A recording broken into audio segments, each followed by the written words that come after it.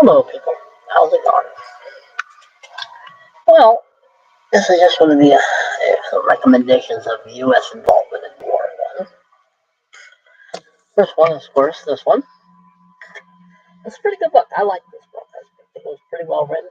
And yes, it was written by Dwight D. Eisenhower's son, who looks a lot like him. I mean, come on. Come on. That's his son. It's exactly like Eisenhower. But anyway.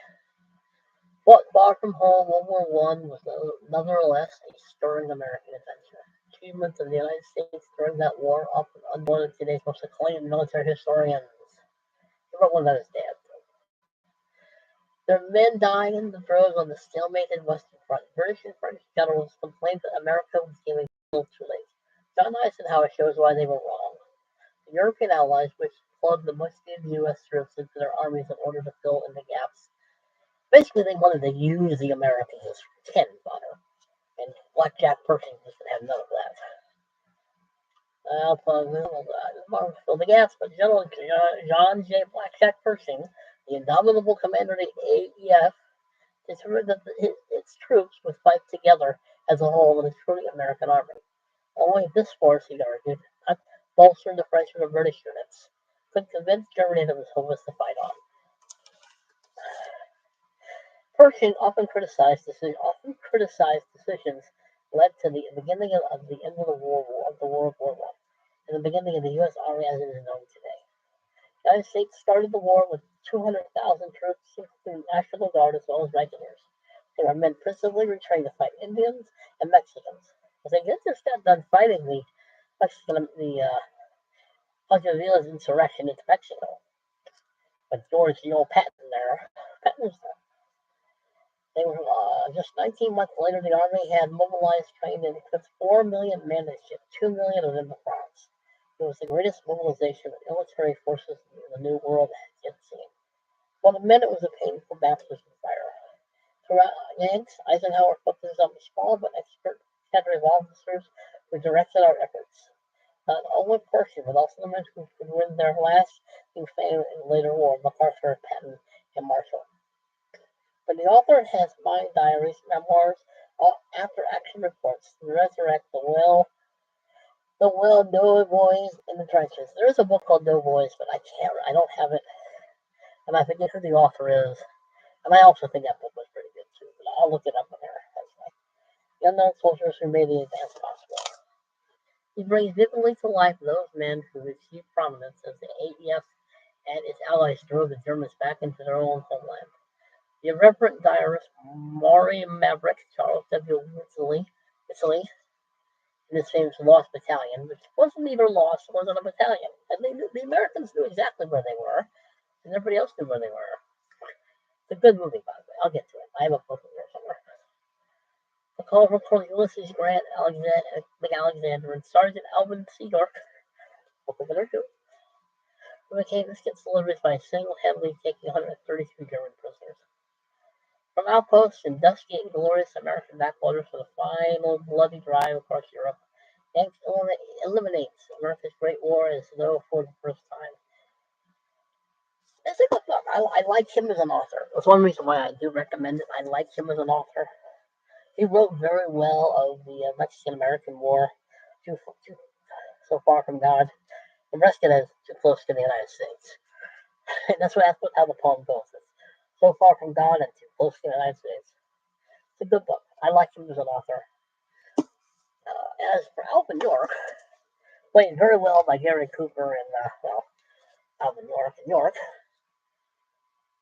I have not read this book, but I like recommending books anyway because I read sometimes the back and it tells me if it sounds good, I recommend. And then other people decide whether it's good or not. Whatever happened to the greatest soldier of World War I? Idolized by millions, awarded the Congressional Medal of Honor, Sergeant Alvin York returned from the battlefields of France when heroes welcome. Refusing offers from Hollywood and vaudeville, he turned his back on $500,000 and went home to the hills of Tennessee, saying Uncle Sam's uniform ain't for sale. In the war, when he faced more than 2 dozen German machine guns all along the Argonne Forest, York had no time for heroic choices. He had to fight. His true hero choices came later in denying himself a life of ease and luxury to battle for rural education and Christian ideals against self-serving politicians, scheming businessmen, jealous adversaries, Hollywood hustlerism, and the IRS. Here, for the first time, is the complete story of America's greatest 20th century Christian patriots, based on new interviews with his children, other family members, Hollywood archives, and York's own war diary and correspondence. His story is one of struggle, sacrifice, and ultimate triumph in the triumph, and the service of mountains people he loved. Now, the movie is very good. I like the movie. It is, I like the movie with Gary Cooper. Let's see. Take some pictures. Let me get that glare out of there. It's half the challenge sometimes. Is to get that stupid glare. I don't know why it's there. It's really coming through. There's Alvin York in his uniform, way up there in the top left. There's Alvin York again. I'm trying to get this so you can see the pictures and see what the words are. I can't see that very well. It's a good movie, though. Probably a little romanticized. They usually are. But he was an interesting guy, is all I can tell. There's Alvin York again. Some more pictures of the book. I have moved over a bit to be able to make enough pictures each of the sheet. That didn't work. There you go. Trying to get that glare out of there. That glare is something else. I don't know where it's coming from. I mean, the window's there, but I can't figure out to be that glaring. But apparently it is. Apparently it is. There's Gary Cooper playing him. Gary, Alvin York. I'm not going to show all the pictures. I have some. Looks like a good book. Has lots of pictures. I mean, it's book on Doughboys. That's probably in the other one after that. But there is a book called Doughboys about the Americans in the First World War, and it's also a very good book. It's a little bit bigger than that one. But anyway, another excellent book. Worth reading. I'm very sure it is. Yes. Trying to get glare out of here. Oh, that glare is just something else. Anyway, here's the Lost Battalion. We're neither lost nor a battalion. It's an excellent movie with Rick Schroeder in it. It's a very good film. Very good movie. On October 1918, the 77th American Division attacked in the Argonne.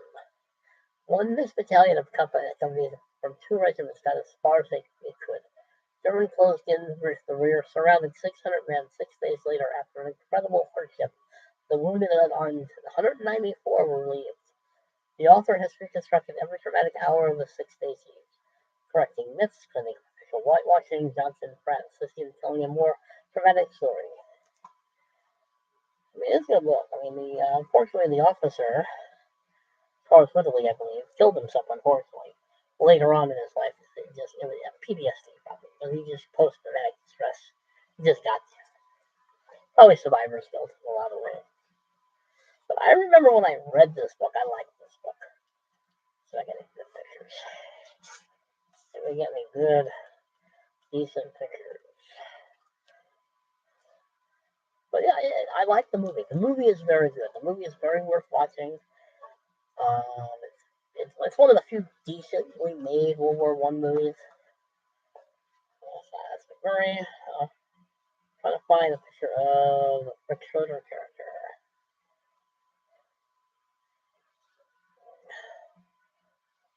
There aren't very many good pictures in there. A lot of them are not very well. You can't see them very well. I try to show them, even with whatever glare I have to do with. But it's a good book. It's well written, well done. For a generation, the Lost Battalion emphasized the best of American involvement in World War I. So World War II pushed the Lost Battalion out of the national memory with its own scenes of horror and heroism.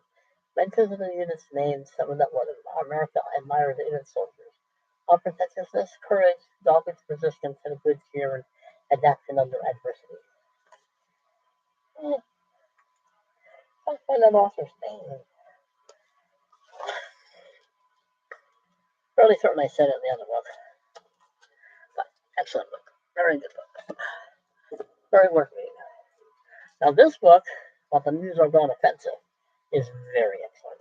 Very good. This book I would recommend almost all the other ones I mentioned, including Yanks and Doughboy. Yeah, this book is a very well written, well detailed, well everything.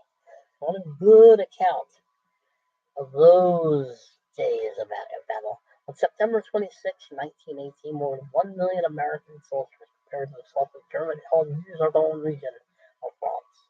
6 weeks later, after savage fighting, the battle finally ended with the signing of the armistice that concluded the First World War. The Meuse-Argonne had fallen at the cost of more than 100,000 American casualties, including 26,000 dead. It was the bloodiest battle the country had ever seen.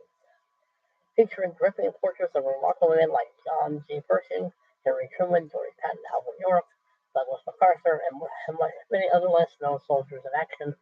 To Conquer Hell is the military history of the First Rank and incredibly the first in-depth account of this fascinating and important battle. And this is where Alvin York was. This is where this was. Again, I mean, there are some decent pictures. There's Pershing, there's Patton on the bottom. Is there? Oh, there's more decent pictures. Trying to get that glare out of there. Sorry about the glare. I'm trying to get the glare out of there. So some of these pictures are just very small. There's Alvin York right there.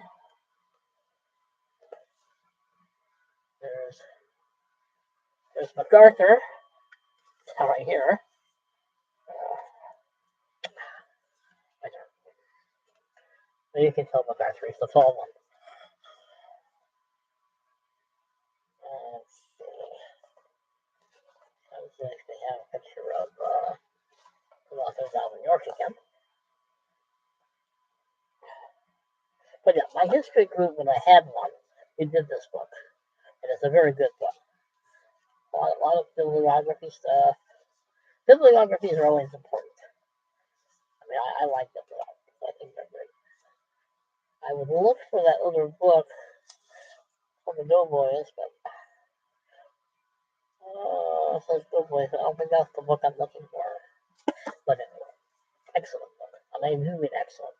Of the books I'm showing you, it's probably the book to get, the book to start with.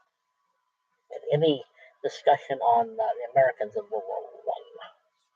And this is just Jeff Jarrett's fictionalized account of World War One. This is basically Rick Hogan, Lefevre, Pershing. How he writes his books and how he writes his novels and politics of different people. It's mostly the Red Baron, Lefevre, and Lefevre. Pershing eventually shows up in here, but I'm just mentioning it's the only book I could have shown great All Quiet on the Western Front. That's probably the best novelization of World War One on the German side. There are other books I can mention. I wanted to have I wanted to have 5 books, so that's why I have this one here. So, but again, I would recommend this one first. I really would recommend this book first, and then I would recommend Eisenhower's Yanks, and then probably this one, and then Sergeant York. I should do a video on decent World War One movies. I mean, there are some good ones out there. I mean, there is All Quiet on the Western Front, Sergeant York, Gallipoli. I like Gallipoli. I think it's a good movie. Oh, that's the New Zealanders, the Australians.